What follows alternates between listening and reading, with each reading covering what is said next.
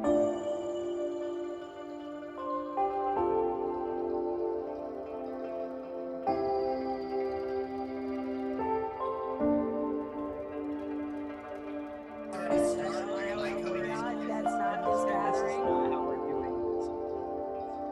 took the initiative. What's up, everybody? Welcome to a discussion on nothing.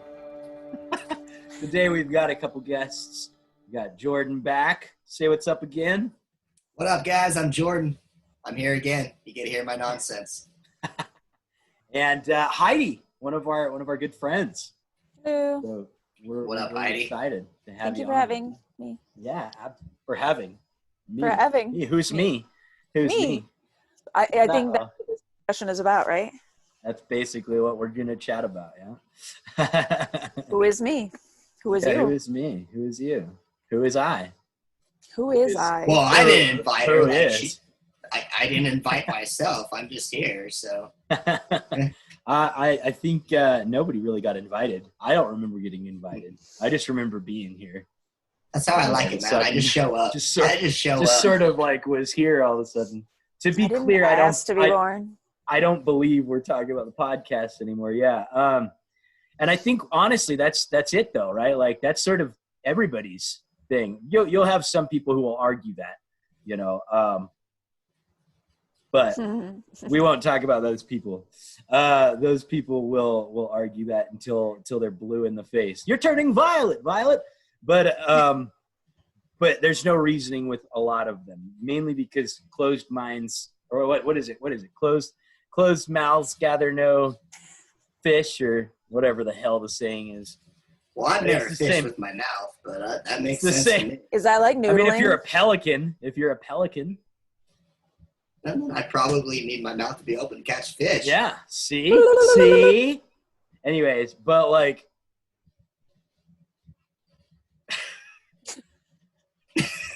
Nice segue. But like, I mean, that's it though. Like there's nothing, I can't remember anything before. Like I can't remember anything before I was here. If that makes any sense. Before you were the you that you think you are now.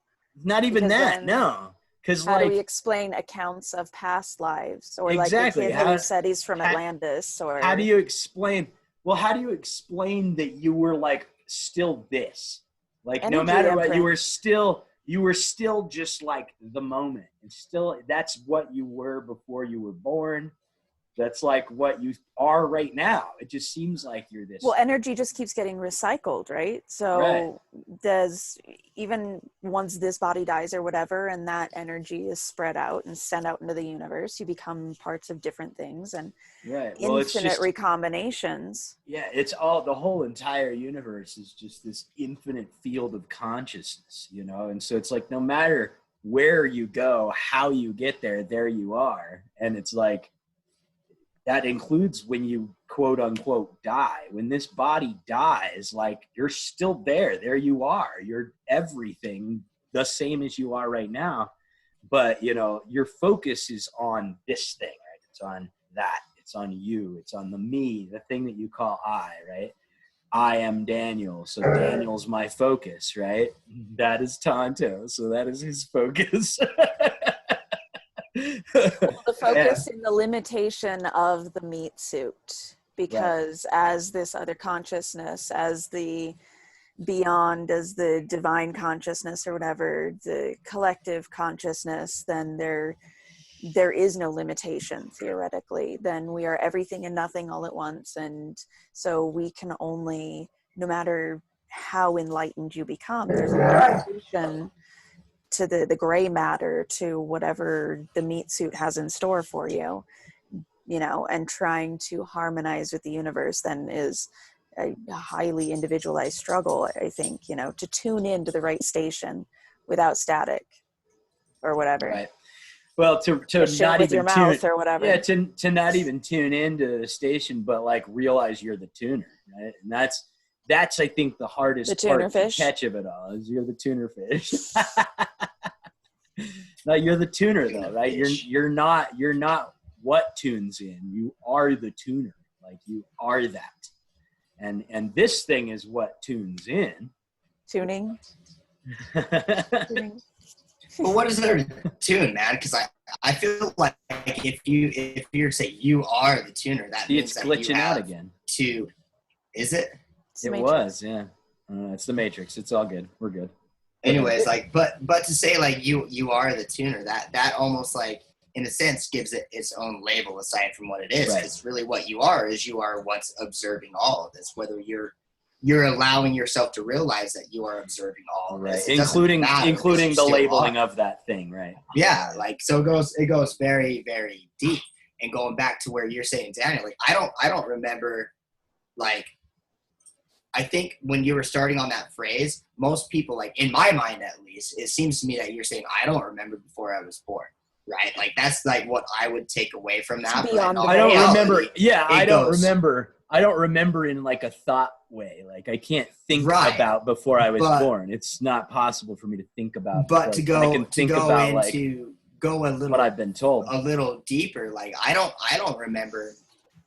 Like I can give you a storyline and an idea that led up to the very moment right now that leaves me sitting with headphones on my head and all that. But I cannot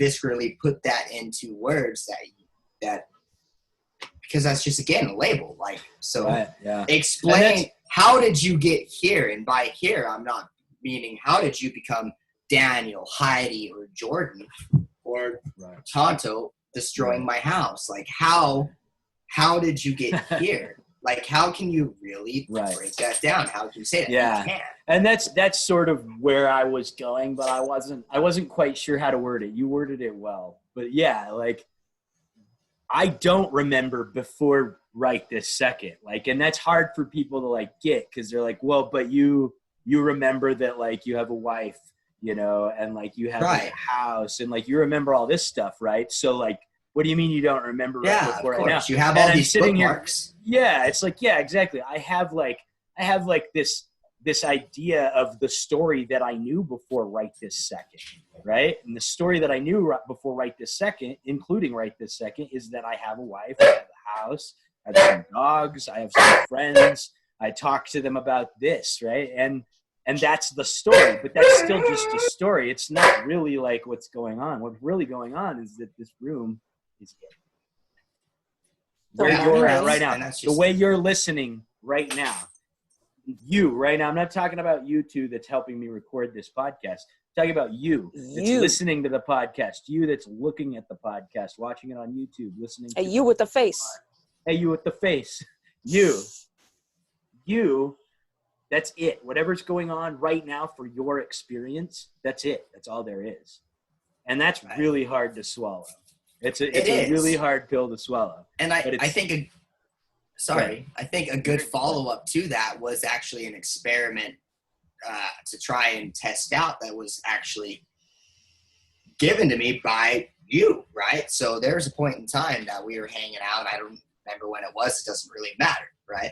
But it was now at some point. It was a later version of now that I'm trying to rephrase in the current version of now that somebody listening to this in the future version of now might be able to think into. So it was, all right. Yeah, right. Moment for mental breakdown for a second. Pause. Okay, we're good. Breakdown. So go back to when you were in third grade.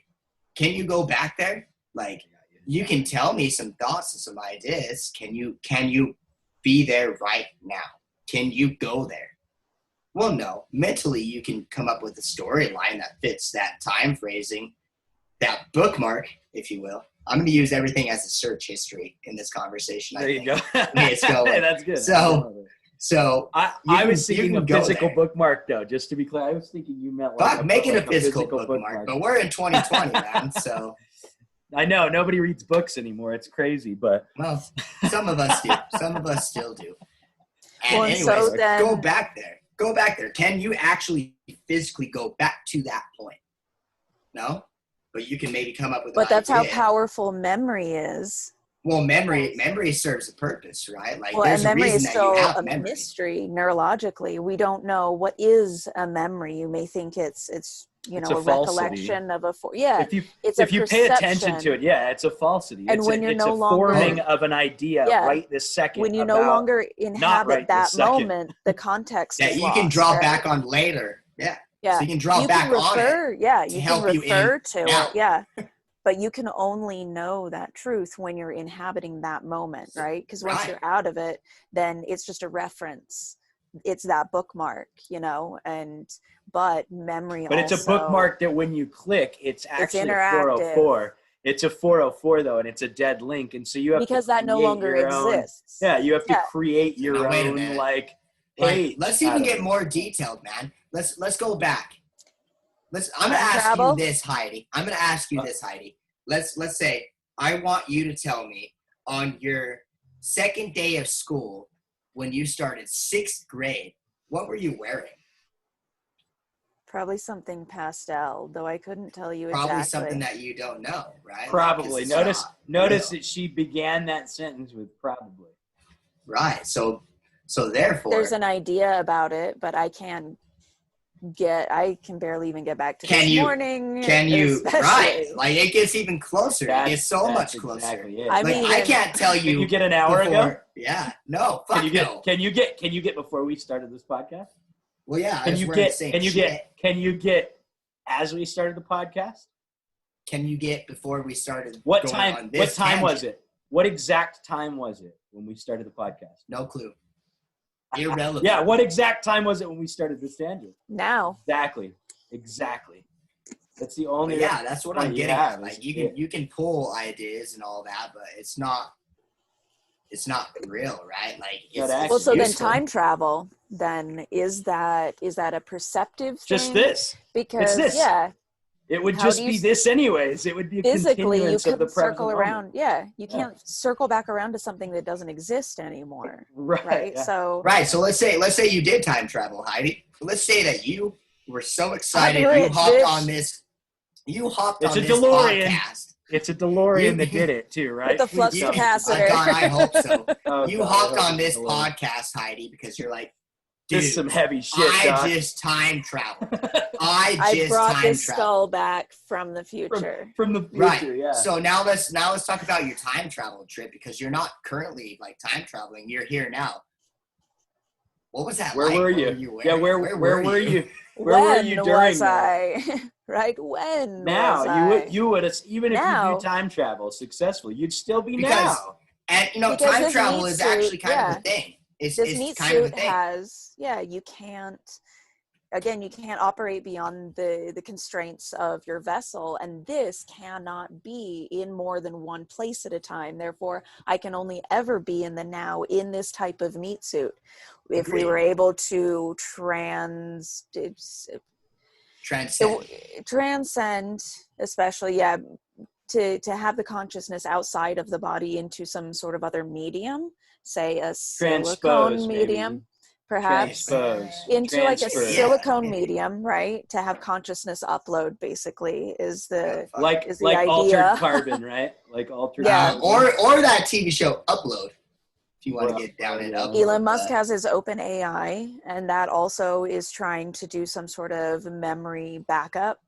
You know, whatever the predestined whatever end result for that is, but and now I forgot where I started that. Get me back on track.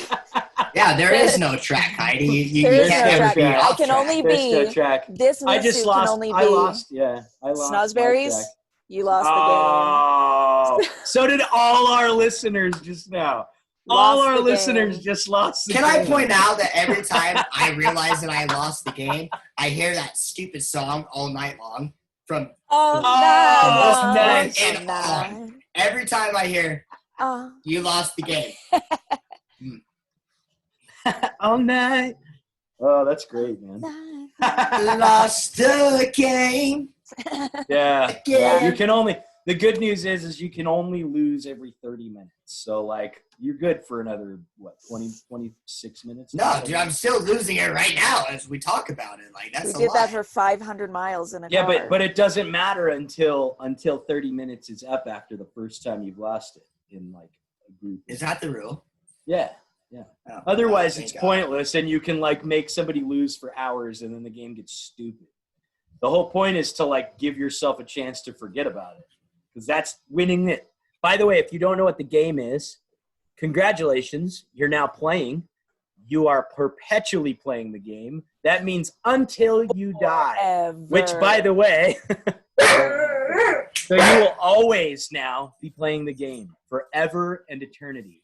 The game is not to think about the game. That's it. That's the only rule there is, other than you cannot lose the game within 30 minutes of losing the game. So, good luck. And don't think of the game. It's that. There it is. Game's over. Restart. Ta-da. Oh, that's too bad. A dark highway road with mountains and nothing by you. All right. Time travel, guys. Let's get back to it. Yeah, time travel. That was a bit of a very visceral memory for me. Anyways, but time travel is a thing that I think happens and we don't acknowledge it. Like, I agree with that statement right there. That's what memory is. That's as close as we can. It may be not even a memory. Like if I plan out dinner, like, what do I want to have for dinner tonight? Like, I'm leaving now to try and figure out the next now. And some small detail. Maybe I don't, maybe I'm not physically there, but I'm definitely not here because a part of my mindset is there. Like, what the fuck do I want for dinner? Right. Well, fuck, dude, I'm not eating dinner right now. I just time traveled a little bit to try and figure out something that's outside of now. Right. Well, and that foresight is definitely helpful in survival, obviously. It's helpful in survival and in pleasure and in whatever, in succeeding at any type of like goal, right? But like a goal is something that something wants to get, right? It's not necessarily what something is, right? So like thought helps for sure, but it's not you. And I think that's a huge, huge thing that a lot of people, including myself, and that's why I say it. And I think I also come off kind of condescending at times because I say that kind of stuff, but I don't follow it up with because I notice it in myself, right? Like, and that's when I say that kind of stuff, it's because I notice it in myself, right? I notice myself getting lost in the future or the past because memory, I think still. Yeah. Well, and it's like, and like, I notice myself doing that. Right. And I'll lose myself in that stuff. Pardon me. And then all of a sudden I'll look around and be like, oh, that's right. Like now is where like the juice is, right? I like to say now is where the juice is. Cause it's like, it's sort of like, it's juicy here. You know what I mean? Like I can't, it's a weird way to say it, but like, I mean, you're in a bag of juice. Yeah. Basically. I mean but like when you get like, we kind of talked about this when Parth was on, and like when you have like a orange or something, right? And you want the taste of the orange. You don't just sit there and smell the orange. You don't lick the peel, right? You break it open, and what's in there is what matters, right? And so it's like, it's a perfect analogy for like now, because like what's in now is where the juice is, right? The skin and the rind and all that, that's that past and like future stuff that's happening in your mind, right? It's just the rind. It's this illusion of what it tastes like, which is that smell, right? It's just that smell of it. And you can lick it and kind of get a bitter like idea of what an orange tastes like, but it's still not the juice, right? And so I'll sit there and I'll be lost in that. And then all of a sudden I'll be like, oh, that's right. And I'll start like finding stuff around me to sort of center myself. Like right now I'm looking around my room and I'm like looking at some of my art pieces, and I'm like looking at the different colors on them. And I'm noticing that there's different shades of blues. There's different shades of greens. Sorry, Jordan. There's different shades of oranges, reds. You know, Well, I'm wearing a blue shirt, but whatever. You get why I said it. But like, you know, in doing that, in just that simple act of like noticing different colors and noticing just my different trinkets and stuff that I have around my room, I can feel my heart like slowed down. I can feel that I'm not like as anxious as I was. I don't even know why I was anxious. There's no reason for me to be, but I was, and I like didn't notice that until I did that just now. And now like my heart slowed down, like my brain's a little bit calmer. It's not worried about like, am I talking too long? It's not worrying about like, you know, how long is this taking, making sure that the audio is working right. It's not worried about any of that stuff right now. And just doing that like a little bit every day, you know, has got me to the point where I'm able to like recognize it a lot quicker. I'm able to go, oh, there I go again, you know, lost in thought in that. And I go, okay, when I look around, that's usually my thing, because visual stuff like helps me a lot. So like when I see something and I'm able to focus on it visually, it helps me kind of take my focus away from my thoughts. And so I'll look at stuff and then I'll start focusing on my breath as I'm looking at stuff. And when that happens, it's like all that stuff I was stressed about goes away. And I'm able to actually reapproach it and attack it like the right way and in a less stressful way, right? And I think that that's the importance of meditation too, right? That's the importance of being able to like control that attention and, you know, guide it where you want as opposed to letting it guide you where it wants. And I think that's where we get lost because it's comfortable, right? It's comfortable to let it sort of lead the way. Right? We'll get stuck in like, you know, stupid little habits like, you know, Facebook is ridiculous. It's one of the worst addictions, I think, in today's society. Honestly, I think it's worse than sugar. It feels great to quit it. Yeah, I bet. You know, I check it once a month because of business stuff, and I'm on there more often than I want to be. I'm on there more often than I want to be. Same. But I've cut a lot back. But I'm on there more often than I should be. And, you know, and it's crazy because it's such an addiction. I'll find myself just sitting and like, instead of going, you know, and just sitting and being like, all right, you know, I'm just taking a break for 5 minutes. And instead of taking a break for 5 minutes and standing back up and going and getting what I need to done, I'll look at the time and 30 minutes has gone by because I sat down and immediately like pulled up my phone. It's endless though. And hit things catered to your interest. Oh, look at this. Oh, look at this. Oh, look at this. Oh, look at this. And you've been doing that for 8 hours and then you're like, oh my God, like where is the day gone? And we've all had those days, right? Where we're like, and that's what it's designed for though. I literally was on my phone all day today. I didn't Endless engagement is like that's a social media manager's goal, you know, for marketing and stuff. But where you're talking about, you know, in the moment though, with that orange, right? It's not that every single time you're learning that the juice is on the inside, you know. You're not learning that every time. So at some point you're learning over time. So that's kind of memory becomes the thread that holds those moments together, those referential moments. Yeah. You know? That's why I was saying, like, if you lick the rind, right, like you'll get an impression of an orange. Like you'll get the idea of what an orange tastes like, but it's not what an orange tastes like. All of those different references. And so, and that's good. You know, it's important. I think that's one of the most important parts of developing any type of, you know, structured cooperation, which is what human civilization was created by the universe for. It wasn't created so you could go fucking hop on Facebook, right? It was created and go yell at your fucking neighbors and like be pissed off at everybody in the fucking, you know, that's different than you or that has different views than you.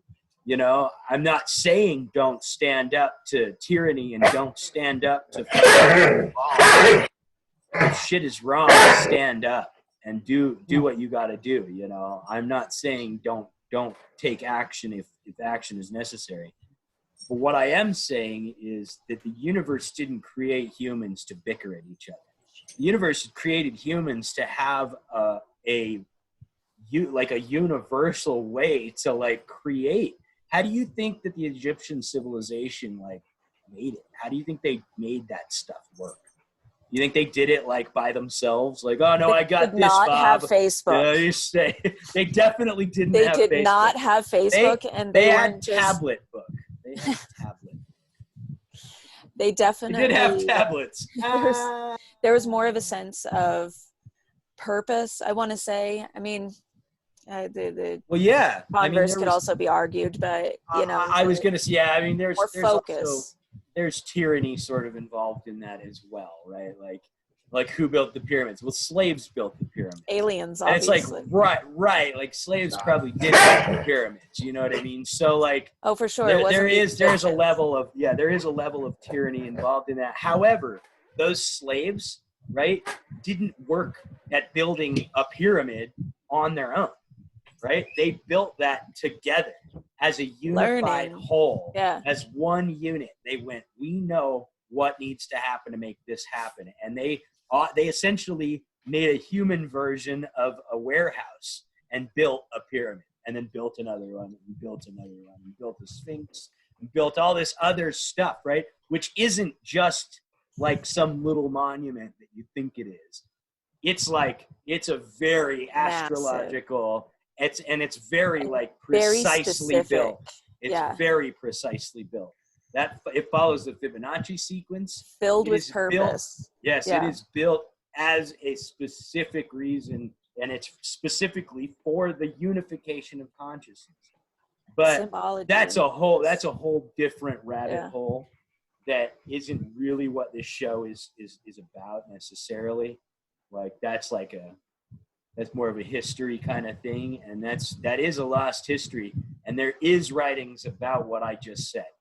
And if you're interested at all in any of it, look up the Emerald Tablets of Thoth, whatever, Thoth, I believe is how it's spelled, and you'll be amazed. But be open-minded and recognize that this isn't just a bunch of like Egyptians like writing some stories because it sounds cool. These were like very, very, very like looked up to and like got it kind of mystics that wrote these tablets. And it was one guy in particular that did it. And you should check it out. Just go jump into that. Check it out. History stuff. Check it out. Oh, what a great example of like the moment, right? Like, meaning like the moment is so goofy, right? And if you've ever seen, I don't know if anybody got what her reference was right there, but check it out. It's a little show on Adult Swim, like on their YouTube thing. I think it used to be on there. It started with Tim and Eric's awesome show, I think, but it's Dr. Steve Brule. I'm a doctor too. Check it out. And it is so funny because check it out. It's a comedy that doesn't care if anybody gets it. It doesn't care if anybody cares. It doesn't care. It just doesn't. It just is. And it's so great. It's so funny because it just does not care at all. Kind of Portlandia, because they don't care either. Yeah, like if Portlandia was back in like the early 90s on public access. Public access, for sure. Looking at all the fucking different cameras and shit. It's so good. So, you guys are awful quiet. I feel like I'm just talking to myself. I was going to bring us back to memory again. Yeah. Talking about it, but like, you know, there is a lot of narrative around being able to meditate and kind of control the mood. Well, kind of where I have fallen down the rabbit hole then is, you know, having depression, anxiety, PTSD, and so on, that I don't always get to control those moments too. So it's literally like, you know, Mr. Toad's wild ride in the moment sometimes. I You know think you're it's in the important. moment, but you can't control it. Yeah, I think it's important to address that, like, meditation won't help you control anything. Like, you No. don't have control I over can't anything. get And that's still enough to absolutely, achieve that anymore. So that's well, like, but that's the thing though. It's more about, it's about working out your muscle of attention, right? And so it's not necessarily like, well, something intense is happening to me during an episode of some mental episode or emotional episode or whatever kind of episode you're having. Physical, it could be, there's a lot of different things that can come into play during a lot of different episodes that happen. And it's not being able to control that the episode happens, or the thoughts maybe leading up to it. It's not those. It's more about the reaction. it's the reaction in the moment. And that's why things like CBT and DBT work to help with your what are those? reaction in the moment. Yeah. Cognitive behavioral therapy and dialectic behavioral therapy. They always say, like, working out your muscles, like going to the gym and you're working out your muscles, and this is just where it becomes your muscle memory, your automatic reflex. So that becomes your genuine reaction in the moment, and that you're able to exercise it to try to maintain some sort of semblance of control in moments like that where you feel out of control, when dissociation or something like that is happening, where you are out of the building is a pretty good analogy. Like, the meat suit can still be interacting and having a conversation and just be miles away, or lots of other unpleasant scenarios, but to kind of lose that connection is a little bit bewildering. So to be able to control that in the moment, and there's a lot happening and you can't always predict it, so you just kind of have to always be hyper vigilant all the time, which is really great when you have anxiety, is that you're just like always on guard. And so you have to kind of mitigate that, because again, with the awareness, if you're not aware, or you don't care, or you don't have the resources or the tools, or then you're not going to be aware that that moment is disruptive to you and your peace. So you have to crave that peace enough that it supersedes the craving for everything else. And that's going to put you on the path to find the tools to help you cope with those moments. So all of this memory has to come together. So as you're, stringing together your string of useful beads of all of these tools that you're accumulating, sometimes the brain likes to just let go of some memory, or, as you guys are well familiar, I have a horrible memory, especially short-term memory. I couldn't tell you this morning from last week from, it all kind of, it's a guessing game. It's approximate. So, to have some of that permanence, to build the memory, which creates the learning, which becomes the permanent imprint then that you carry forward. Because those tools, only if they're automatic will they be there with you in the moment, in the now. It's only what you can carry.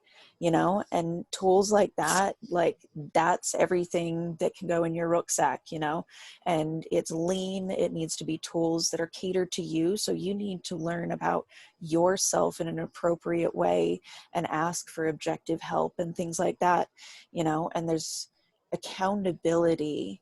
You can't grow without accountability, because then you've accepted that you need to be aware, and understanding that you're not always going to be aware in this moment as you're going to be in a moment where you've already grown, and now you can look back, and sometimes they say, like, deja vu sometimes is our future self reflecting on this moment now, like, hey, I grew in that moment, and you're kind of like giving respect to that person, even though maybe in that moment you weren't being loving and kind to yourself.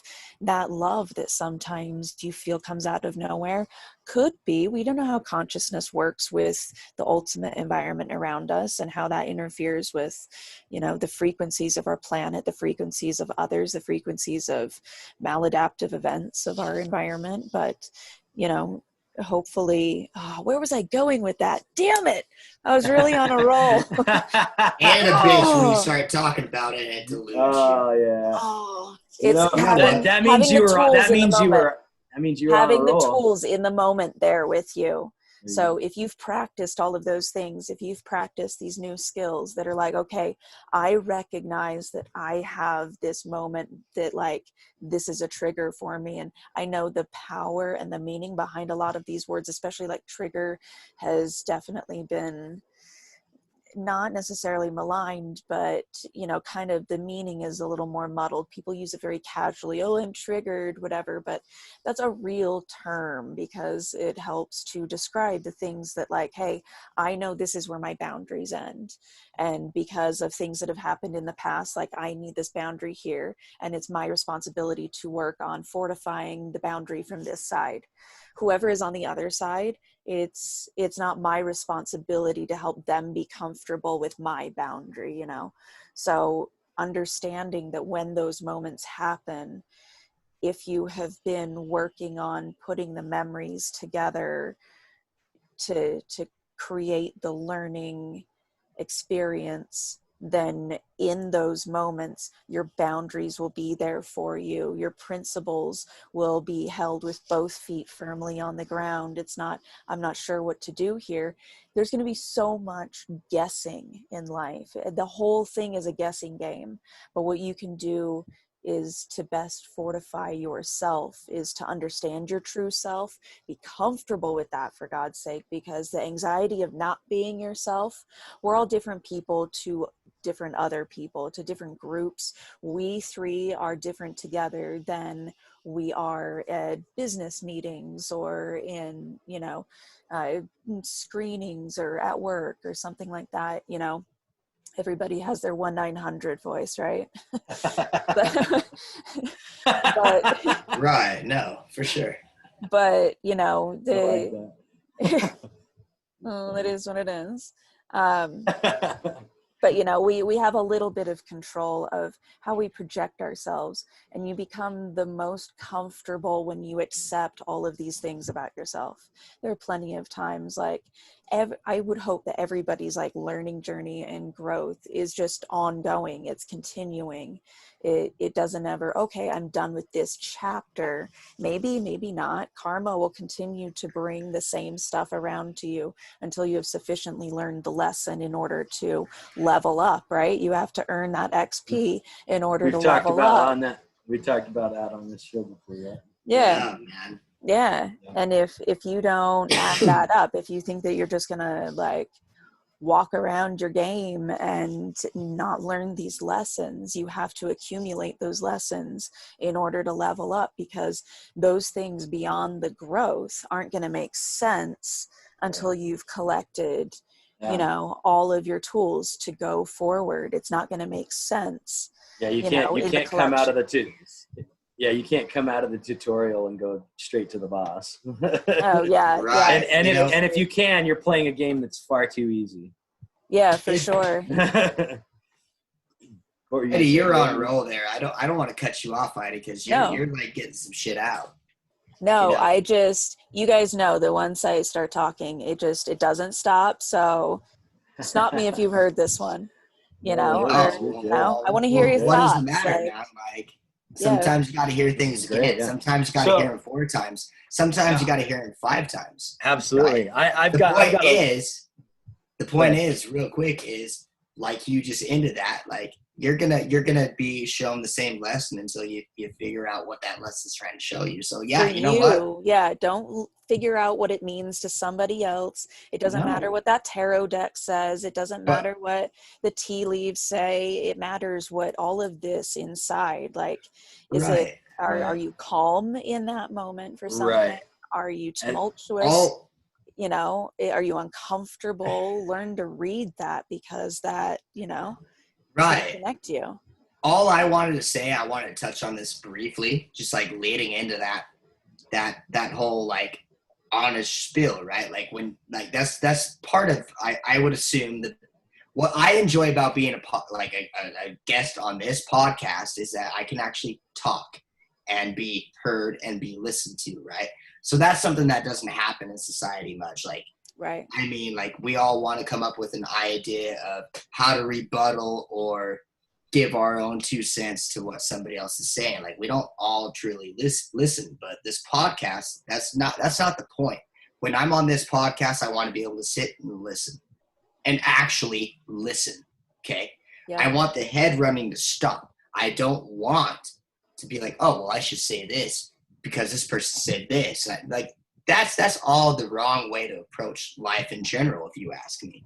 And that's why the people that I have in my social circle, the people on this side of the table, if you will, are the people that I choose to have on this side of the table because they help me stay on this side of the table. But, you know, I couldn't help but feed into a little bit of that. Well, damn, she's saying this. I need to say this. And so all I'm going to say when you're saying that, you're starting to talk about control. To me, when I hear control is completely ego-driven, right? So if I feel like I have to control how I feel about a certain situation happening in the moment, about a situation that hasn't happened, because I mean, let's be real. Everybody lives in reality, and reality has nothing to do with now. Sorry, we're in that society where reality has nothing to do with now. But the one thing that we all grasp and hold on to is thinking that's that not true. Control. That's not true. Just to clarify, just to clarify. That's not Bingo. Control is nothing, right? Because how can you control nothing? How can you control anything? Because there is no control. Your ego, right? So if nothing real, so anything unreal, like so nothing unreal can exist, and nothing real can be. This. Okay. Therefore, ego is unreal. It relies on external validation. Say it again. Say that again. Nothing unreal can exist. So nothing unreal can exist, and nothing real can be threatened. My ego. That was very close. Yes, that was it. My ego is unreal. My ego relies on external validation. Doesn't rely on internal validation. In fact, it fights that because internal validation kind of dissolves it. That's the point.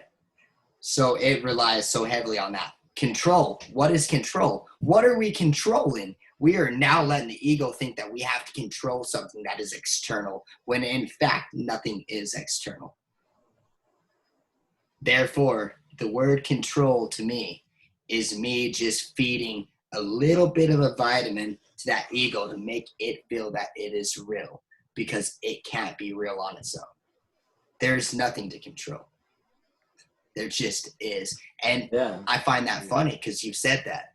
It is what it is. We say that so many times. Talk to somebody on the road. How's it going today? Oh, you know, just living the dream. It is what it is. But do we not know what that is? Yeah. What's the dream?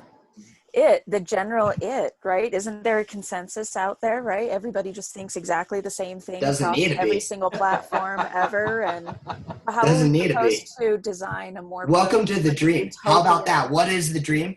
How do we build a utopia? It's easier to plug all of these humans into the matrix and have them just imagine their own shit than to actually be able to facilitate everybody's idea of utopia. That's just not even possible. And then considering human nature, you want everybody to come to a consensus. I think we know that that's just, it's not going to happen. As long as you have multiple humans, you're going to have multiple opinions. And those things are always going to lead back to some sort of principle root somewhere, you know, and you can't possibly please everybody. Obviously, like we know all the quotes, all the songs, like You can't please Well, all the time. What's utopia, right? It's different to every single person. Exactly. Utopia, but there is a universal utopia, and the universal utopia is what we're trying to point out. Like, we're trying to point out that the universal utopia is your awareness. You said awareness earlier, and you had said you need to be aware of the real you, right? Which is true, but there's two different kinds of awareness that sort of like is going on there. And you're speaking on one level. When we talk about awareness a lot on the show, we talk about it on a different level as well. So I want to kind of talk about both levels real quick. One level, the level you're talking about, is being aware of like knowing, right? It's knowing. That's what that is. It's knowing who you are, what you like, you know, what your likes and dislikes actually are, like really how to pilot your meat suit. Yes, like how to, you know, eat the right stuff that's going to make you feel right, you know, like how the kind of stuff that you enjoy to eat, the kind of hobbies you have, right? Where you were born, all that kind of stuff is like that awareness, right? And it's important to have that awareness before you can even like understand the other one we're talking about. Because the one we're talking about, you can't understand, first off. And second off, has nothing to do with any of that. It is what is aware of that, right? So like there's, like I prefer, you know, I prefer Dr. Pepper to Coke, right? So there's an awareness behind, like I'm aware, right? I know that I like Dr. Pepper. Cool, that's great. But there's an awareness of that awareness, right? There's an awareness of that thought. I like Dr. Pepper more than Coke. The objective observer. That objective observer, exactly, is the awareness that is utopia. If you can sit in that awareness, because you can't exist without external observation. So, right. Well, you also have no conditions at that point, because you're just observing. If I like Dr. Pepper more than Coke, right, then that has an opinion, right? That part of me has an opinion. The part that's like receiving that I like Dr. Pepper more than Coke, didn't know which it liked before it got that. Because it doesn't care. Yeah, it's it doesn't impervious have at a preference. Level of consciousness. Yeah, right. But it doesn't know. We can't always see with the vision of that is basically zooming out on the big picture, like literally the big picture, you know? The big picture. Which you can't zoom out. Which is this. Camera it's this. Like, yeah, this is. You can't zoom out. You can't We're zoomed out. And that. Zoom out. We you are can't literally zoom out because you're still missing the fact that the camera is part of the picture. Well, again, the constraints of the vehicle, you can't operate beyond what it's capable of, and not only just, you know, the visible light, what we're able to see, you know, all the way up to what we're able to see, you know, across the universe and to comprehend. In your third eye, right? You know, I like to point that out to people. Your third eye isn't some mystical thing that you're not in touch with. You use it. It's that voice. It's that voice that's constantly talking to you. But trust me, like your ego is using your third eye right now. It's not your third eye that's using your third eye. It's your ego that's using it. See, but if you open your third eye wide, to be used. Yeah, it wants to be used because that's your connection with everything. Which is why it lets the ego do it. It goes, at least I'm getting used. Connect, But it doesn't take a whole lot of intention to willingly connect. It's what you do once you're connected and how you interpret all of that. And if you haven't really gotten to a place, but like, I believe that you can still like find the connection, but depending on how well evolved your inner intention is the experience they're going to have out here. Just like having a trip. If you have no appreciation for the experience you're about to have and to have it correctly and safely, and, you know, that you're just kind of flinging yourself into it, you won't receive the intended experience, right? You know? You know, it says you don't give a shit about what you're going into. Cool, I won't either. and it Yeah, gives you you just whatever go it out wants. and you drink, and then you do a bunch of mushrooms, and Yeah. you're just partying or whatever, and you're not like really experienced. Yeah, your And ego goes, you're word, not- we're having a yeah. crazy time tonight. Like, yeah, buckle up, cream puff. yeah, buckle up, because like now you've given me the full reins, and That's just like, that's scary. Yeah, just sneak dose someone too when you don't know that it's coming, or when you're unprepared for that's that. so I hear about. I've had a couple friends tell me stories about that kind of stuff, and that's just so horrible. You know, Like, even getting roofied, something like that, or like how I roofied my own who was coffee roofied. today. Hey, Paul. Oh, poor Paul, man. That's a story for another time. Yeah, anyway, that's a story for another day. We'll have him on the show sometime. And That's rough, though, right? Like for real, like. Yeah. How would that feel, like, to just like not know what and the with fuck is going on? growth too, right? Well, Meeting a traumatic event before you've evolved to accept that level. Right, yeah. How are you going to make that reason with what you've got, right? You know, you don't have all the things you don't have all the magical potions in your purse at the moment. Like, you just don't got it, and the market is not open. You can't trade anything for anything. Like, you have to make do. And sometimes the items that you have in your pack just aren't gonna fulfill the mission, you know what I mean? Right. And you just have to leave that side quest and go out and hit up another side quest, and maybe that will be congruent with the things that you needed and were lacking. Now you've developed it. Exactly. And Right. hindsight or whatever, and you can grow through evoking those memories again and reliving that moment. That's what a lot of exposure therapy is about and stuff like that. But even just for habits, for building new habits and breaking old habits, we've all dealt with trying to quit smoking. How's that going, boys? Yeah, I'm good. I'm smoking this, but I don't smoke cigarettes rough, anymore, right? really, and some people are like, boop, I'm done. So but to grow in whatever direction, that requires autonomous agreement that you're willing and that you believe yourself to be able to grow in that direction, and learning how to interpret that and what your body is asking, both physically and physiologically, all systems together, not just how you feel, how is everything kind of going together. How's everything feeling? Like your brain may be stressed out. How's your heart? Is it and whatever you call because it all is one.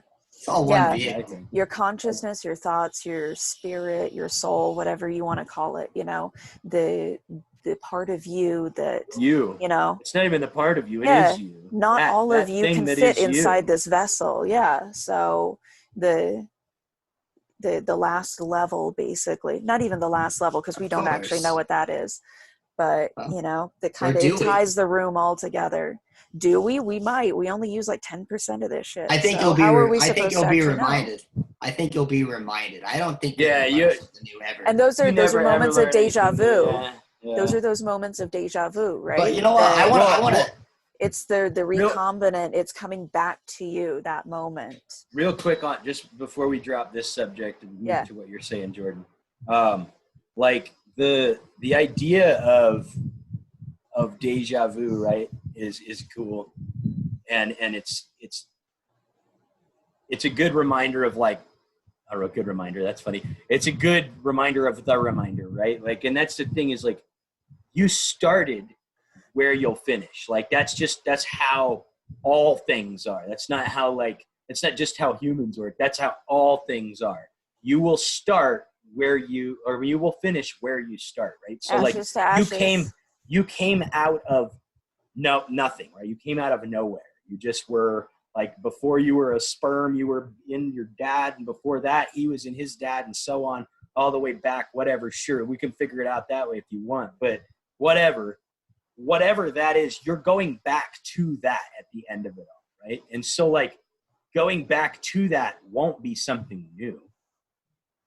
That'll be the thing that you forgot, right? You added a bunch of other shit onto it, and now it's all gone, and now you're back, right? Which is why it's obvious too, if you like break that down, that means you're nothing.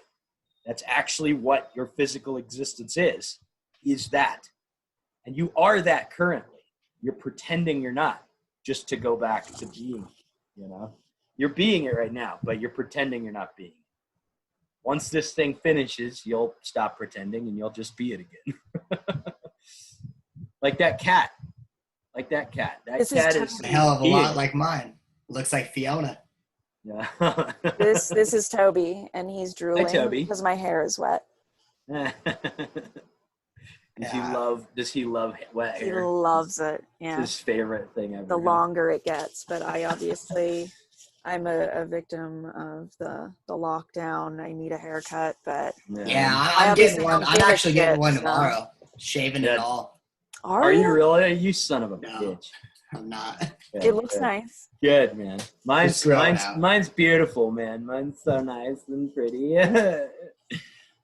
Do you want to talk about the lockdown? Like, you've had kind of an interesting lockdown experience. Do you want to talk about it at all?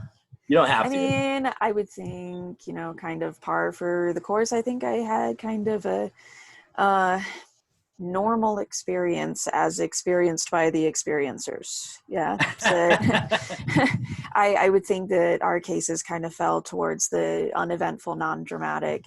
That doesn't mean that it wasn't scary, to get sick. Just to sort of clarify, you yeah, both my mom and I had tested positive for COVID back in April. And so that lockdown, I already kind of lived the lockdown life anyway, but to then have to have our guard up. So luckily I'm pretty vigilant at that. So thanks, anxiety. Yeah. But it was, there's just memories. it's again, right? not a joke at all. Yeah. It's not. The body aches were some of the worst I've ever had in my life. And that's saying something. If you know me, that's saying something. Actually pretty intense. And then my mom had pulmonary embolisms after some prior surgeries after her knee replacements. And so that was like a super, super vulnerable situation. So, really keeping an eye on her, and everybody kind of heals at their own pace. Every body is different. So, where she's still struggling, and it's not that I'm not struggling, because it's like, even when I would come up the stairs and I would need to take a second, like, okay, I'm out of energy. I could still breathe, but it was like my energy was just shot. So, but it, and then what kind of stuff did you find was able to get you through that stuff? They pretty much were like, just take over the counter stuff. And so for me, that was ibuprofen, and Mucinex at night. That was particularly helpful. That kind of helped to keep the cough productive as well. So even though it's trying to get rid of all of the junk stuff, it kind of helped to keep it from going to a totally dry cough, which that's when you're kind of in trouble. So, but you don't want to encourage something like pneumonia or anything, either walking pneumonia by making, an otherwise, moist environment. Ooh, sometimes my brain just doesn't catch up quite yet, but, so yeah, a humidifier was definitely helpful. We had a Pooh Bear one where the steam comes out of his ears. Nice. Nice. Kind of like your, kind of like this, like the Zep antennas you have coming out of your head. Yeah. Like Zep what antennas. What about personally, inside, inner work? What kind of breathing? When you could, obviously breathing was probably the hardest thing for you to do, right? Mine wasn't as bad as my mom, but there was still kind of that struggle. There was still the cough, and it's like, you can't stop it. You can't stifle it. I know I'm like the master of silent sneezes, but none of that. I've seen you silent sneeze, and it's pretty insane. The We've worked on film sets where you need to be silent. You're actually the one that told me, it's like, if you have to sneeze, put your tongue to the roof of your mouth. You know how often I use that, and it saves my ass on set. Yeah, it works. Mm-hmm. I'm sure there are some sort of consequences to pay. You're going to blow something Oh, I'm out, sure. of, you know, a vessel in your sure. eye or something. So use it at your own discretion. But yeah, we're not doctors, so yeah, no. But that breath control was pretty difficult to sure, yeah. try to. Oh, it was kind of an uphill battle for a little while. So it was just like my lungs and the little spasms there decided when I was going to breathe and how deeply I was going to breathe. And for a long time, not being able to take like a full deep breath, and that kind of wears you out too. It's really exhausting. Sure, yeah. You're not be able to not only not get the resource that you need, but to have to work so hard for it. But, and like we were not hospitalized or anything. So they just told us to quarantine at home over the counter. So pretty much, you know, mom could only take extra strength Tylenol. And that was pretty much all that she was able to take for that. And, you know, ibuprofen, Mucinex, Dayquil, that kind of stuff. Cause I have a lot of sinus stuff going on anyway. And that kind of, you know, as long as I was able to control that, I was able to stay a little calmer. So prior like yoga and breath control, being able to use that. Yeah, it wasn't easy though. Yeah, I definitely gave up after a while because it was exhausting. Sure you know, so much extra work, but to have to do it so deliberately, that's why it's good to practice skills that you know that you're going to need. Again, to have those skills in your Molly pouch, right? In your Molly vest or whatever, tactical vest. You know, you can only take what is basically strapped to you. And so you need those skills to be sharp. And so in those moments when your skills become less than sharp or less than tuned, you know, you have to work so much harder to achieve that. But it's worth it because you know that you need it and this is the way that it needs to be. And so eventually I think you get to a point of self-awareness and self-knowledge and self-love, because you can't have those other things be productive without that self-love. And I'm really one to talk because I've not been nice to myself. Definitely in my 38 years, I have not been nice. You're doing it though now, and that's what matters. It's heartbreaking like, for real, work. Though. Yeah. But you're doing it, you know, and that's it. Like, that's all you can ever expect of anybody. But I'm no authority on any of this. Yeah, I'm an example, but I'm not an authority on any of this. So don't take the fact is you're doing it, you know. It's like that Switchfoot song, I Dare You to Move, you know, like I dare you to pick yourself up off the floor, you know. It's such a beautiful song because I dare you. Do it. Yeah. You know? God, man, I remember opening up for them. I had the opportunity to actually open up a show for them. And that's cool. Hell yeah. Holy hell, I didn't know that. That's cool. Yeah. That was Taylor. That cool, yeah. That one. Was it Berlin Breaks? Or was it you? No, it was just me alone. Wow, dude. Tell me, you got to tell the story. That's cool. God damn it. So that's cool. It was for Switchfoot, man. Yeah, dude. That's cool. Oh, you froze. It was at the Royal. And, there we go. Okay, you're back. So yeah, it was at the Royal, and I remember getting a message, and it was just so like ironic. Like when you stop trying like so hard, is when things happen for you. When the magic happens. Let me go ahead. That's the magic trick. Yeah, that's the magic trick. Because that applies to everything in life. Like when you stop trying so hard, that's when the things happen for you. You can't force things. It goes right back to what I was talking about, control. Control what? How about you control your mindset about being open to the ride? Because that's all there is. And the definition of control too changes with every individual opinion as well, you know, and maybe control isn't so much I'm taking this piece floating through space and I'm going to put it where I want it. It's more like, you know, pinball and you deflect it. Yeah.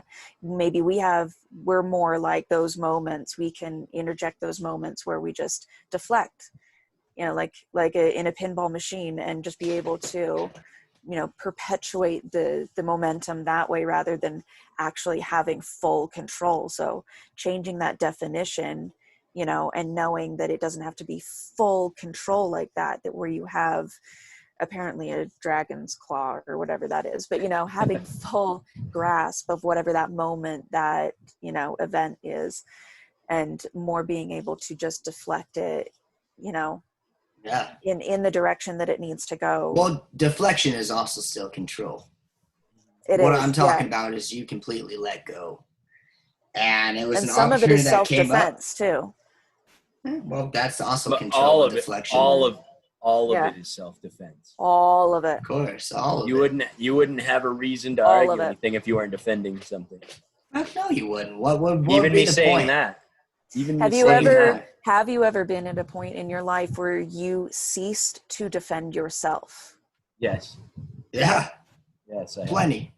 And let me that tell you there- this. There's been plenty of times where I've seen what that can do for me, and I Yeah, and it's easily been magical. disregard it, and I easily disregard what happened, and I try to fucking assume the driver's seat again. Yeah, Right? you're like, oh, I did that. That was me. I did that. Right. Whoopsie. It's like you get the you idea got out of the this way. notion that we talk about. You get this idea of the notion that we talk about being nothing, which is so divine and powerful to feel. And then, you want to grab. Oh my you wanna God. hold on to it. I'm nothing. And then that I see. You try to hold on to water. You You go right ahead. You turn That's your exactly kitchen it. sink That's on. beautiful. You turn That's so you beautiful. turn your goddamn kitchen sink on, and you just grab that bit of water. Okay? What And I happened? want you to hold on to it until tomorrow. Until a minute later, and open your hand. What do you have? Well, it's a bit wet. It tasted it. But You might don't have a the couple water. drops. Yeah, you might have a couple drops, which is good. That's good. Yeah. So, like, trying to grab the water is important. And not a bad those thing. drops become But the you realize memories that you tie the can't. You moments realize together. you can't grab it. But yeah, we totally got off subject. Yeah, I got to No, we open up for didn't. Switchfoot. Yeah. It was fantastic. It was fun. Awesome. It was very, very unexpected. Yeah, I was gonna say And, you said you kind of stepped out of the way and some stuff happened. So what? Yeah, man. Like I was like, what happened was I was like so frustrated because some like you guys know, Heidi might not, Daniel, you know, like I mean, I was a solo artist before I was with my band, and I was pushing Still are. so hard, man. Still a solo artist. I'm an artist in general. Okay, the band is also a solo artist. Let's be real. Sure. But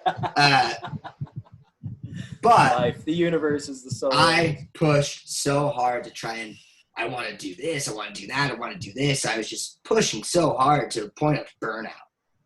And then all of a sudden I said, fuck it. I'm done. I like hit a point where I was like, I'm done. I'm not going to play playing. No, it wasn't even that. It was like a break I'm done. point, I'm not, you would say. Yeah, a break point. But I let go of shit. And within like, I don't know, maybe a week from me saying, you know, fuck it, I'm just going to write. It brings me happiness. I'm done trying to fucking be something from this. All of a sudden I get a message, hey, do you want to open up for Switchfoot? Okay. Don't mind if I do. Yeah. How'd it go? Was it awesome? Was it a great show? Great, man. I wasn't alone you froze there. Up. You froze up again. Say it again. Yeah, it was great. I wasn't just the only one opening. You know, another local artist from Salt Lake City, Utah, Penrose, played right after me. So it wasn't, Nice. you know, it was awesome, man. It was cool. Yeah, It was a learning experience that I can hold on to in memory, a bookmark, if you will, to say, hey, sometimes you get in your own way. Move the fuck out of it. Yeah. Yeah, get out of your own way. That's such a, if it's not a book, it should be. If it's not a book, I'll write one called Get Out of Your Own Way. Well, and that also requires self-awareness because you know that you are obstructing your own growth, your own process. Fuck, I didn't know. Yeah. But there Yeah. become Well, you moments where you're don't like, know oh, it. I know what I'm doing. You'll have If moments you of knew- affirmation. Why would you do it? You know? Yeah, if you knew you were like stunting your own growth, why? Yeah, well, you wouldn't do it. You wouldn't do it. Like common Well, not sense, consciously. You're not going to Yeah, go out of your exactly. way to do it. But that doesn't Exactly. mean that those mechanisms don't exist in there for self-sabotage and so on, for a Right, myriad right, of different emotional reasons. Yeah, You know, exactly. that And someone that's will why it's choose. important to become aware of your true self, right? Because if And you become yeah. your true self, your truest form of this thing that you can be, right? Then there's no reason for it to self-sabotage because it's happy. Well, and you become better at mitigating those moments as well, because then it becomes like you see through that moment, you know, almost like, not like there's another person inside of you, but where this is coming from, you're like, I know what you're doing. It's like being a babysitter and the kids are trying to pull the wool over your eyes. Or even a more dramatic comparison is if you've ever tried to help or save someone who's been a junkie, and they've said this thing so many times, and it's heartbreaking because they have to know that you know and can see through all of that, but they're doing it anyway because they almost can't help it, right? And that's some pretty heavy self-sabotage, you know, that is life altering. You know, and so, but you can come to kind of that moment with yourself as well, where the parts of that ego, it doesn't have to be all of it, but not all parts of the ego are always productive, you know, and are meant to be shed so that the light, let your light so shine, or whatever,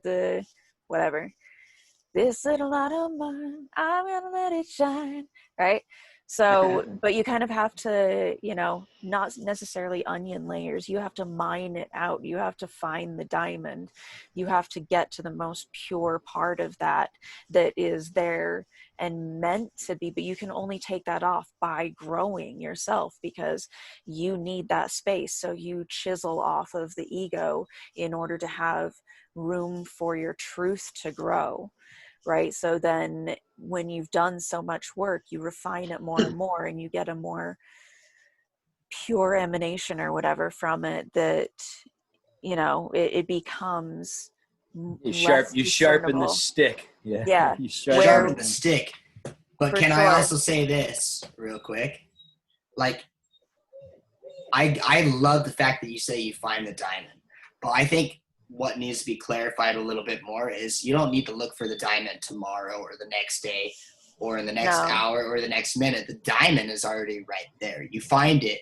It's right here. It's inevitably there. That's how, here. That's how I assume that miners get through it, you know, is knowing that I'm just going to do this job. It's a repetitive job. I'm just going to do this, and they're in there somewhere. So I'm going to do this, and it's going to come to me. And that's but what if mantra, you redefine it and say the dirt is the diamond? What if it's the work that you are doing is the diamond? Well, a capitalist usually finds a use how to commodify some sort of resource that has no business being commodified. But that's not what he's doing here. No, definitely Wait, can we not. stop here for a second? I gotta fucking piss. Yo, samesies. Okay, yeah, we'll take a break and be right back. Okay.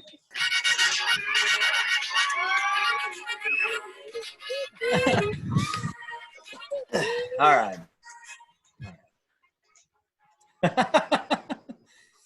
How was that transition? We got transition. Party, caramba, fiesta. You lost the game. Oh, he just did it. He did it. Sorry, guys. Twice in one show. It's close to half an hour. People are going to stop listening, man. Fuck, I hate losing. This is the wrong show then for you. Yeah, well, who is there to lose? Yeah, exactly. Yeah, what if you lose? Let's bring it right back in there, like, right? So we're talking about the diamonds, right? Like, you know that the miners, they're gonna keep digging because they know the diamonds are there. Like, so let's not take away from the fact that motion of work to find the diamonds is still work. But I want to challenge the fact that maybe the work is worth more than the diamonds, right? So maybe each shovel full of dirt that you throw away is in fact a diamond. So maybe more. Yeah, it's worth more than the diamond. Yeah. So if you are listening to this podcast, well, you've at least somehow dug the shovel in a little bit, right? In search of a diamond. Yeah. So I guess keep digging. Keep digging. There'll be diamonds. You'll get diamonds. Like, there'll be a diamond here and a diamond there. But you'll keep digging because you realize that diamond, if there's this diamond, there's probably an even better one if I keep digging. So you want to keep digging. You always want that bigger diamond, but that's okay. And the bigger thing to say is nothing makes sense, and nothing needs to make sense. There's a reason there's confusion. There's a reason you're looking for an answer, right? That's all part of learning. Well, is it learning? Like, what's learning if you're not looking what's for learning? an answer? Well, what's reason. What's learning to begin with, though? There's a reason you're on this journey. Willingness. It's that awareness. Yeah. Learning. There has to be some sort of sub or unconscious element to the willingness, the reception, because if there's, if you're blocked off to something, you're not going to take it in, you're not going to internalize it, you're not going to process it, you're not going to consider it, and so if you're already abject to those sort of situations, then you're not going to reap whatever that lesson is in that moment. Did that make sense? Well, does it need to? Well, what does it need to? Like, who does it need to make sense to? Does it need to make sense to you because you just said it? Does it need to make sense to the person listening to this? I'm just thinking out loud. Like, nothing needs to make sense. What he's getting at, just to clarify as well, I don't think he's not giving an attack or anything. He's actually not at all. What good does that do, right? What good does intelligence do? What good does intellectual knowledge do you? Like, well, what is the service of a cathartic event? Being able to admit something that you've held secret or whatever, basic example, and being able to unburden yourself with a secret, so then brain just did it again. All right. How much of what you're trying to say right now is... Yeah. Can I ask you this, Heidi? Yeah. Can I interrupt you and ask you this? Yeah, for sure. Like, how much of what you're trying to say... Doesn't matter. You did it anyways. Of course, I was going to. How much of what you're trying to say is something that Heidi wants to get across rather than just talking? Because I can tell you right now, me interrupting you and saying this, I'm not trying to get a point across at all. I'm just asking a simple question. I'm engaging in life, which is the point. I'm engaging in life. I think it's just a sharing of raw information. And your raw information is something that I don't know. There is no wrong. That's the beautiful part. Like, let's go right back to a text that I had with Sir Daniel over here, talking about right and wrong. And it's going to involve pizza. Okay? Yeah. So, right and wrong, saying, you know what, I want to do this because of this, blah, blah, blah. Fill in the blanks, if you will. But it's like saying, I only like pizza sauce. I do not care about the toppings on top of the pizza or the crust that the pizza sauce is laying within. I only like the pizza sauce. Therefore, I'm going to eat the pizza and disregard everything else.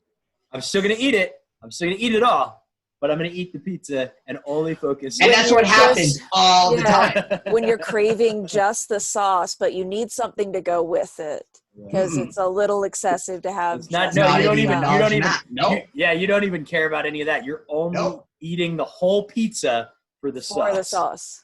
Yeah. And that's basically picking like right and wrong and good and bad, right? Like you're saying that like this is a good thing. Eating the pizza and this is a bad thing. So I only want this piece of the pizza, right? I only want the part that I like, right? But you're getting the whole thing regardless, right? So like, this is an example of the same kind of statement that I gave to my mom one time. I said, it's snowing outside. And she said, yeah, doesn't it suck? I said, does it matter whether you think it sucks or not? It's still snowing outside. Yeah, change that, man. What can you change? Your outlook on it sucking. You can change that. You can change your outlook and find something that doesn't suck about it. Which, again, comes right back to, I think almost this episode has a lot to do with control. Control, yep.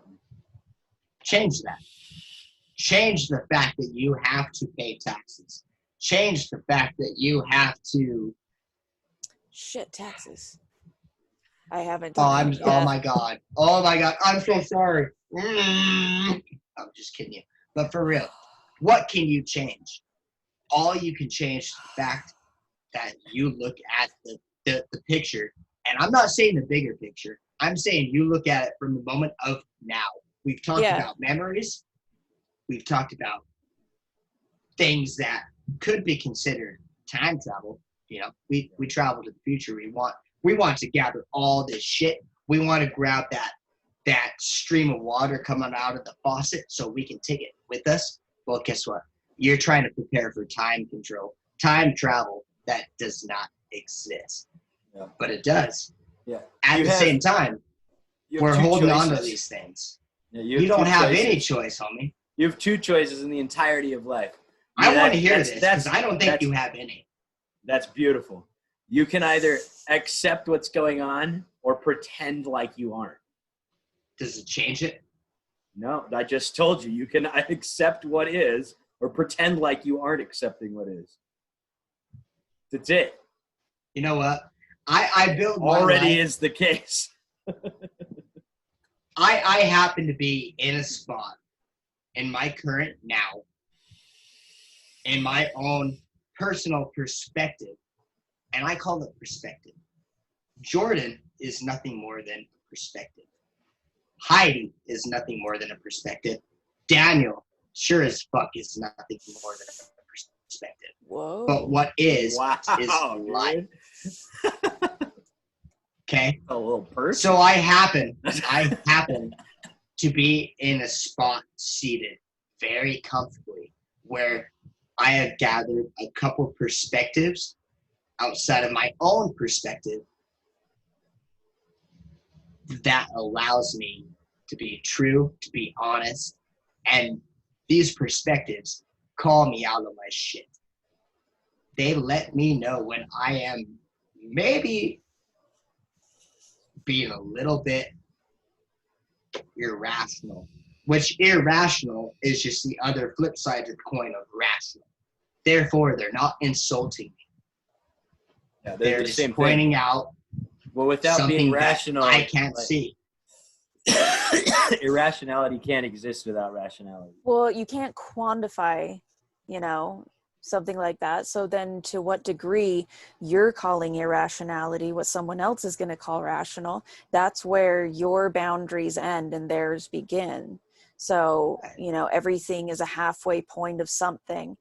Every dual interaction adds up to 100, you know what I mean? So somewhere on that slide, whether it's in a marriage and you meet somebody at 60-40 because they're having a bad time, or whatever that exchange is, being able to accept that, and not kind of strain that, if that, I don't know. No, it makes perfect sense, right? Like, of course, like I rely on the fact that I do not have to let my ego come in and fill in the blanks. Mm-hmm. Why do I choose to do that?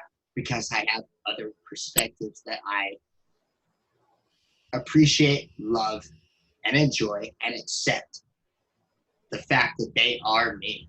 Okay? Heidi, when I say I love you, I mean that 100% because you are no different than me. I will that respect takes the fact willingness that you for think, self-love too. And if you're not willing to love yourself, then you're not going to be able to. Well, yeah, you could break it all the way down to saying, what the hell is empathy versus compassion, right? So there's a difference. Like empathy being that I can allow myself to feel what you are feeling, and that becomes a verb, right? I can allow myself to someone feel else that. ahead, like, yeah. Right. But it's a verb because we call it a verb. But in all reality, that's just another label. None of that matters at all. Nothing means a damn thing. If you have the capacity for empathy, it's going to happen whether you know it's happening or not. Just because, that you do the right thing, it doesn't have to be labeled the right thing for you just to automatically do it. I always go back to the example of holding a door. Like, you're either that person that will hold the door for somebody else. And sometimes we need the door held for us because we're all approaching the door at different stages all the time. But you're either the person who holds the door for other people, or you're the person that stands there waiting for somebody to let you in, that you feel that somebody else should be doing that for you, or that, someone is holding the door and you're taking your time, sort of, you know, you're either the person who thinks about other people, or you're the person who just doesn't give a shit. And sometimes we can have those days where like, I don't give a shit about anyone, but in general, like, that doesn't mean that I've stopped caring about you guys. No, you can't. It means that, yeah, it means that I am closed for business today, you know, and being able to close up that business and mean it, because then someone will say, oh, can you do this thing for me today? I have to honor myself. I have to take care of myself.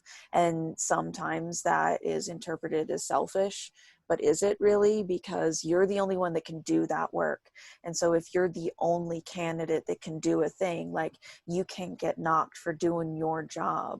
And if you're not taking accountability and getting to know yourself and understanding what those parameters are, where to put those boundaries, then it's highly irresponsible.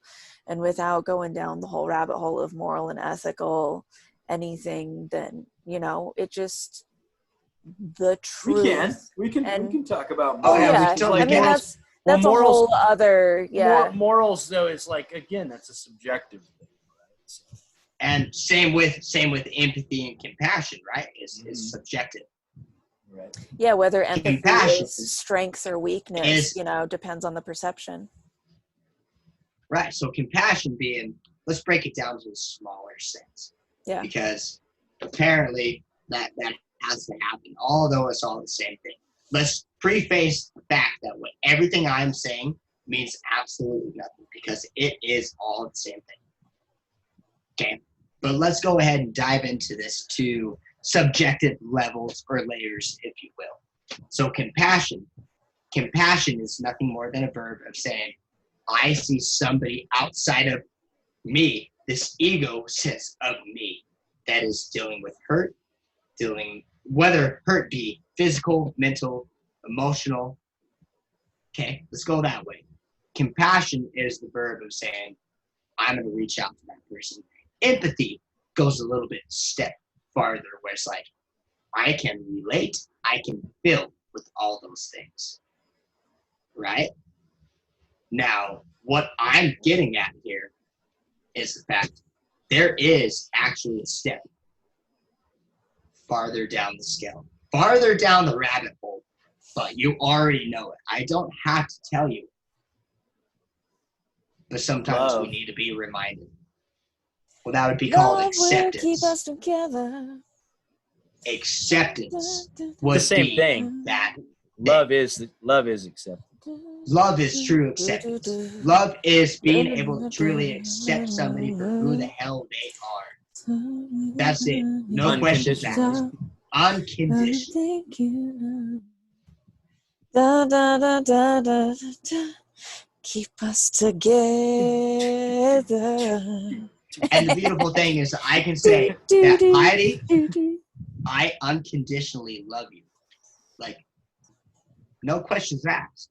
And it takes work to get to that place. No, it didn't. It took no work. It took nothing but acceptance. It took prior dropping. versions of Jordan's work to get to this point. You've got it. You've got it in your kit. It's on you. You're packed up. You have that skill. You have that with you, because you, prior versions of yourself, had to learn how to be compassionate enough to understand, to make a declaration that you can unconditionally love someone and understand what that means. Just, no, I got you, whatever, you know, to be able to, and it's innocent enough, because love is something that's very natural to us. That is a natural connection. It's not, love isn't even natural to us. It is what it is. Yeah. It is so natural that we fight it, if you will. Well, and because we have been taught that, you know, love is weakness and all of this, and the, you know, love can't, I mean, the sheer power of love and also adrenaline,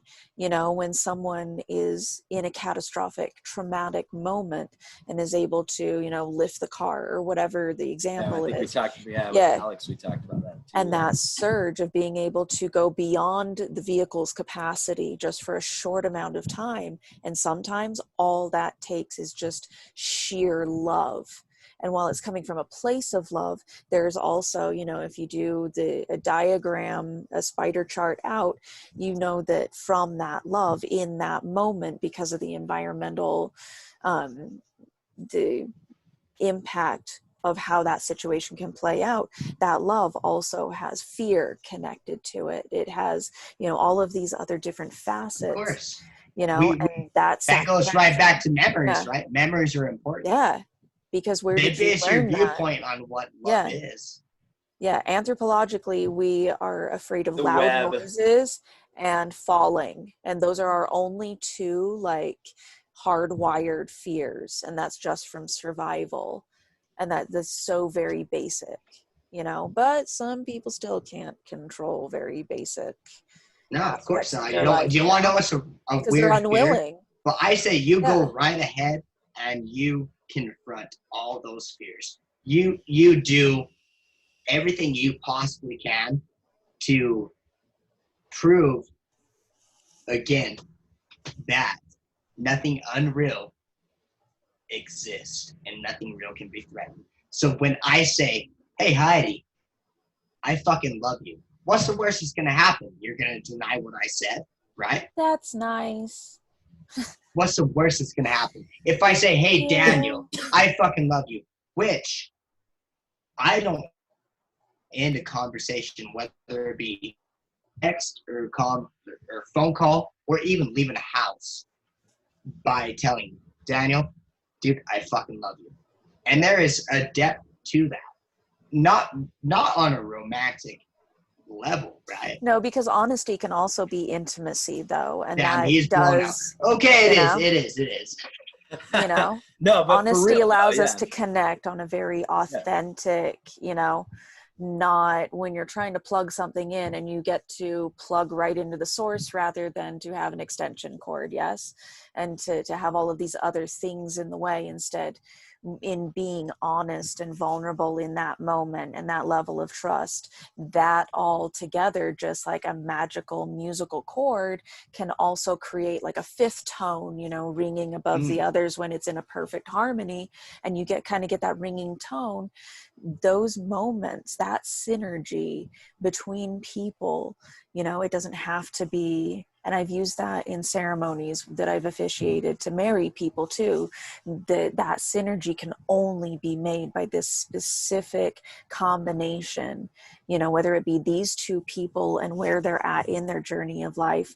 It can be these two friends and how long they have known each other and how they've grown together, and they acknowledge that and accept each other in order to keep that relationship going. You know, if you're just kind of casually friends with someone, life will just it just moves you apart. You know, there's nothing keeping you there. And so we can't always explain those covalent bonds. It's the mix of experiences and connections and stuff that creates that synergy, that it's a place that only, you know, the two of you or the three of us, whatever that all of is. 7.8 billion fucking people. Imagine what could happen, you know. Think of when Princess Diana died, or when any, you know, famous musician dies or something like this. Look what's happening right now. Right now. Right Dude, now. As an empath, I'm exhausted. Right, the world is on such unrest, and it's like, it just is, it's too much to bear, but you know, you have to, because this is goddamn hug. Yeah, I was put here to receive that. So it's on me to figure out how to interpret that and ask the collective, this is what I'm feeling. Here's how we can help each other. It's not even about help me. What do you mean when you say collective? What do you mean? What's collective to you? Well, I mean, it goes from, first of all, the collective of acknowledgement and bodily willingness and capacity, to the tribe, to ultimately, and best case scenario, is to have some sort of global, unifying, universal understanding. But what are the odds of that, right? To have this one. Well, I guess that'd be your moment. worst case scenario. The same odds as the odds of you sitting in front of this computer right now and talking to me. So it's possible. So guess what? There's a chance. Yeah. Improbable, but possible. And that is completely scientifically sound, because there's always a possibility for something. You can always get closer, because you can only ever go halfway to anything. And plus that thing needs to be moving in your direction as well. And then that's a whole other mechanics of physics. Yeah. But can I also point out that, just to our listeners, obviously, like, I have a relationship with you, Heidi. I have a relationship with you, Dan. But let's just go ahead and say that I didn't, right? When I say, I am capable of saying I absolutely love you, because there is no confines. There's nothing holding me back. I have no guard put up, right? Sometimes maybe I do. Let's be real. The ego wants to creep in. Naturally. But the best thing that I can do is to realize the simple fact that if I want to give out love, I don't have to give anything out, because I do not own that. Because you are love, though. And Exactly. based on the way you've been able to acknowledge yourself and become as authentic to that as possible, the diamond, whatever the purity and the truth is for you. It's a pile of dirt that you shovel away. Yeah, but like that dirt, yeah. It's the diamond. It's the dirt. It's the diamond. It's the dirt. It's you. Yeah, all you of not it. get it? It's just all the you. same. Yeah. That's it. It's all the same material. You are unconditional love. All of you. Everyone listening, you, Jordan, you, Heidi, me, Daniel, you guys listening, everybody. If you are in existence, you are unconditional love. You are that. So the only thing you have to try to do to make it happen is to stop trying to do things. Let it go. And there's unconditional love is left over. That's what remains. That's what you are. That's the nothing that you go back to. See, a lot of people think I say nothing and I mean something like dark and sinister. I mean unconditional love. Like darkness. Nothing is darkness. Unconditional love. That is what nothing is. That is the actual existence of what nothing is. If nothing could be a thing, if nothing could be a thing, it would be unconditional love. If nothing could be a thing, that's not what Never-Ending Story said. Oh, well. What Jordan was saying, though, like about being able to, if we didn't know each other, and me being able to say, I love you, that also takes a level of awareness in letting go and being able to say, you know, on some level, there is sameness, and we're so intimately ingrained in one another that it's impossible to ever achieve, you know, true separateness from the other, anthropologically, physically, or otherwise. You know, even though I just said you can never get closer than halfway to another creature, another. You can't get closer because you are it. Like, you can't get closer to because that's what you are. How would you get closer to yourself? You know what? Like, I'm sure there are theories. There's a lot. Can I just go ahead and share a thing that, you know, it's actually from a previous episode on this podcast that the idea was born. Okay, so it's from Connor, but watching what Connor is doing with his life, and I'm not going to go into that. If you want to check it out, you check out the previous episode that he is on. Yeah. And then maybe go check out his YouTube. It's called The 975. Okay. There's a link in the description. And sounds like there's a link in the description. Not in this one, in the other one. In the other one. But too, I guess. I mean, like I just said, do you need a link? I was just your link right there. But anyways. Shut up, Jordan. See, there's Mr. Ego popping out, needing to be heard.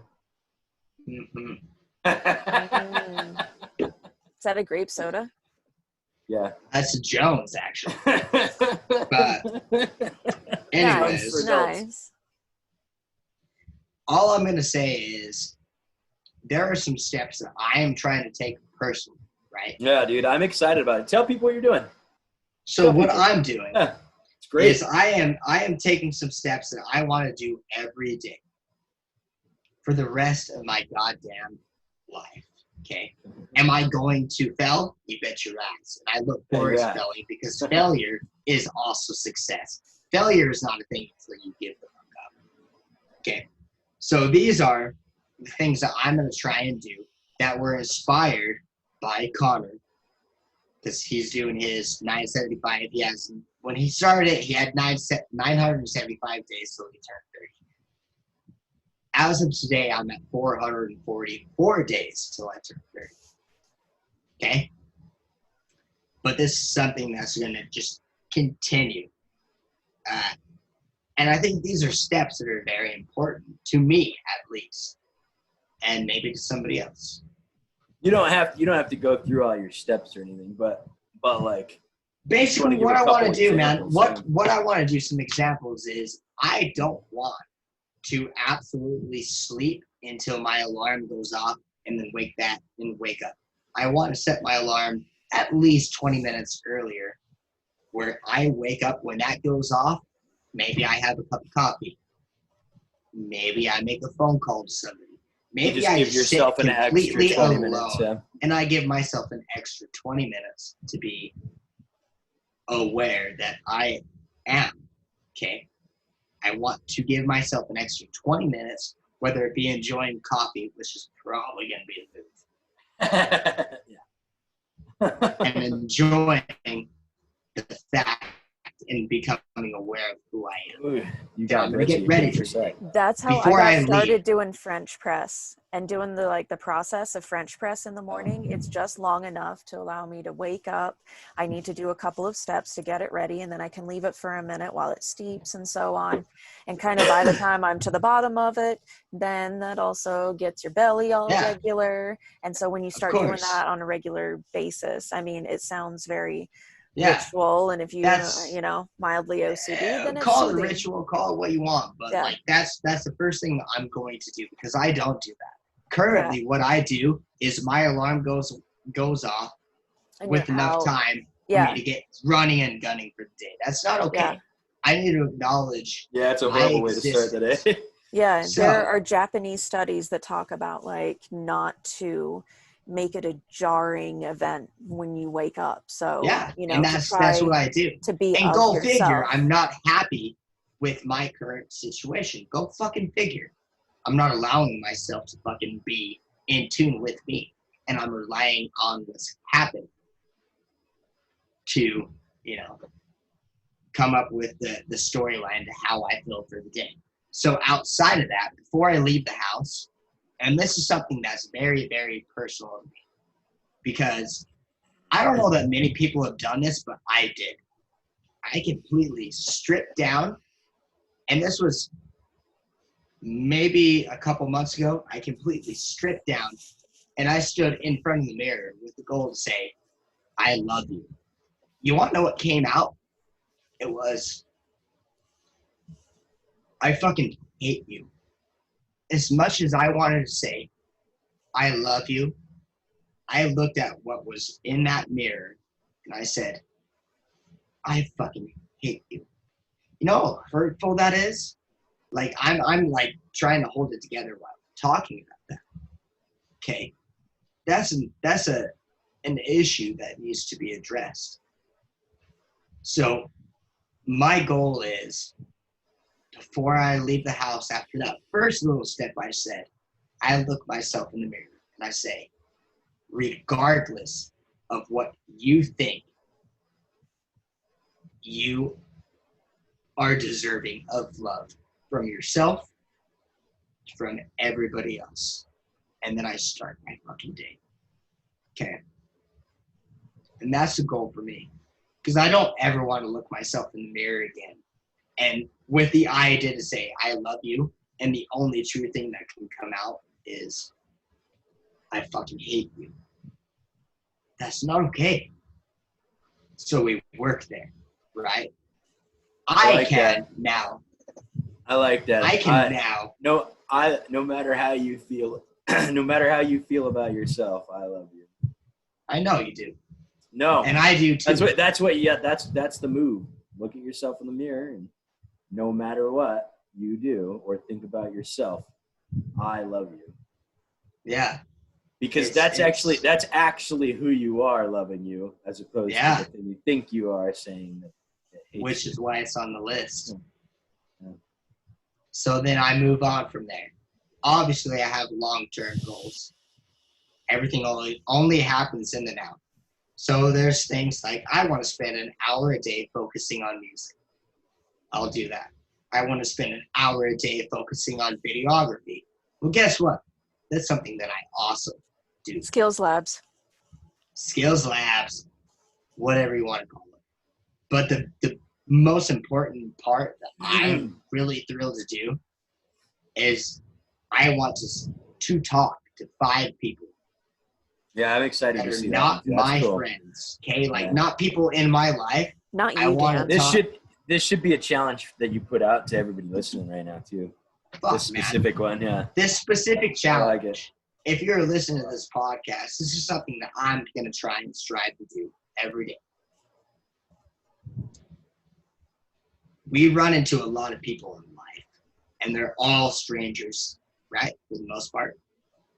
I guarantee you today, you at least seen 20 people you don't know.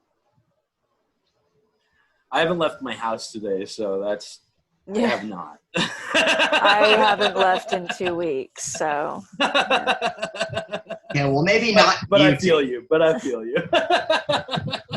I want to make it a point to talk to 5 people. Like, really talk to 5 people. And give them a compliment and mean it. Not just like, I really like your shoes today. I don't know that fucking person. Maybe they wear those shoes every day and they hit them. No, I want to give somebody a legit compliment. At least 5 people a day. And so that's another end of it. And to end what else I'm doing is I want to document all this. I used to be really good at journaling. I kind of stopped that. I was going to say you were killing it at it. You were doing awesome. Yeah. And tell everybody the magic that happens when you journal. When you write shit down, whether it be goals, when you write shit down, it stops being up here. It stops. Let's go back to that concept. You turn the faucet on, you try and grab the water, right? That water is everything that happened that day. Yeah, the you journal's a cup. You can't hold it. The journal's a cup. The journal So is to manifest. Maybe manifest, maybe not. Maybe just putting it out there. Like, maybe the water doesn't taste good. You can dump it back out, but at least you can have a second to try it. Why hold on to things, man? Like, what is there to hold on to, right? Let's go right back to memories. If I'm journaling every day and I write down what happened today and I say, you know what? I had my hours in early. I got off work early. I came home and I started editing some clips for a guitar building show. I spent an hour on practicing, playing bass for a band I'm involved with. And then I hopped on a podcast. Can I hold on to any of that? Of course not. Of course not. But I can write it down. And then when I hit these funks where I'm not doing anything, let's be real. We are all perspectives of the whole. We can't always be aware of the fact that we are everything. Right. There's no fun. Well, there'd be no point. Yeah, there'd be no point in it. Like, what would be the point in the game, like being like, let me pretend to, play myself. No, it wouldn't care. It has so to be many a character. people. So many people hit a point that everything seems so fucked up because they're going off of how they feel at that current moment. It's very useful to have a bit of a running dialogue written down, recorded, vlog, or diary, however you want to call it, is very useful to have that to draw back on and see, oh shit, I was going through some shit that day, but I'm still here today, and now I'm just going through shit today. It helps to reveal the bigger picture. Helps to reveal that nothing matters, man. Nothing matters at all. Action. And that's the bigger matters. picture. That's the bigger picture. Action's it. That's the only constant there is. It's just Change. It's not even change. Like, cause like change is the thing that doesn't change. That's what's so paradoxical about it, right? That's why it's hard to talk about. Because like that's the thing that doesn't change. It's always there. And so it's like that is the truth. And like, don't think that what I'm saying is that change is the truth. That's not it. Like, no, change is like a water pipe, right? The water changes and flows through it, but the pipe is still, the structure in place. Still the sink. So, still the sink. Yeah, it's still the sink. But yeah. Grabbing the water from the faucet, right? Uh-huh. It's still the sink. There it is. There it is. Fuck, they're different. But they're the same. Right.